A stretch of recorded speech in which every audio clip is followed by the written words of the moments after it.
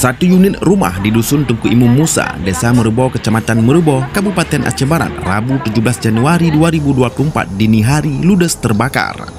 3 unit mobil pemadam kebakaran milik BPBD Aceh Barat dikerahkan ke lokasi untuk memadamkan api setelah menerima informasi sekitar pukul 19.00 waktu Indonesia Barat.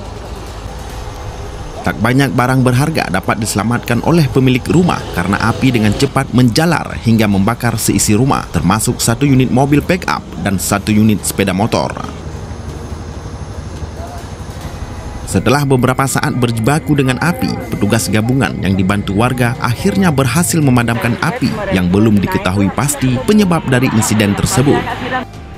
Sementara Rusdiansyah, pemilik rumah, terpaksa dilarikan ke rumah sakit akibat luka bakar dari percikan api saat kejadian berlangsung.